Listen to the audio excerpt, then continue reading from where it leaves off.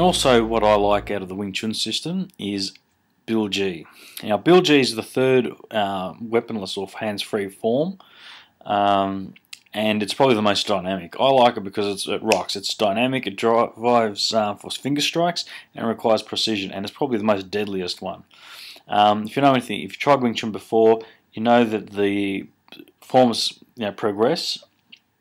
From beginning, intermediate to advanced. This is by far the most advanced. It's the most dynamic, it's the most deadly, the most lethal, and which is probably why I love it and like it the most. It is quite dynamic, and like I said, it focuses on finger strikes. If you're a bit more advanced, it focuses on DMAC points, but it's probably encompasses the whole system leading up to this form, and it is mainly used for self-defense because it's such a lethal form, but it has a rich history behind it, and for many centuries, as legend has it, it was hidden form, kept in high secrecy because it was such so lethal and very deadly.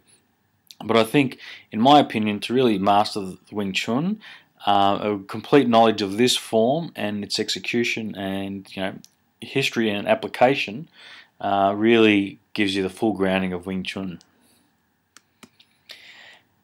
And all of this, what we've discussed so far, culminates into close quarter fighting. This is where Wing Chun really excels, and it teaches it very well. To the novice, fighting in close quarters seems quite counterintuitive. You have high degree of likelihood to be hit, be struck, and cause damage. However, at this range, which for the practitioners out there is just around wrist on wrist and exchange range, and being able to land your punches at this range is where you cause your greatest effect or damage to your opponent, but you're also obviously within range of your opponent as well. Wing Chun teaches you how to defend against your opponent while attacking simultaneously, and the beauty about Wing Chun being specifically close quarter fighting is that other opponents, probably with the exception of some boxers, but really feel intimidated by if you're really on top of them at this close range, especially to a non-martial artist if you're ever in that situation.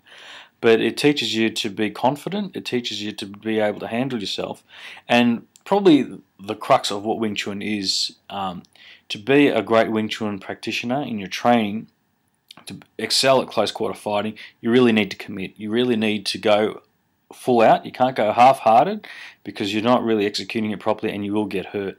It's something where it creates a lot of determination, a lot of heart to go in there, get in close, put yourself on the line, and through compulsive drilling that all this will become automatically, and you'll find yourself when you're actually in close quarter fighting, whether it's sparring in tournaments or even in a real life situation, heaven forbid, you'll find that your training will come back to you and you'll become very effective, and your training will flow through, and you will have an appreciation of what the art is like.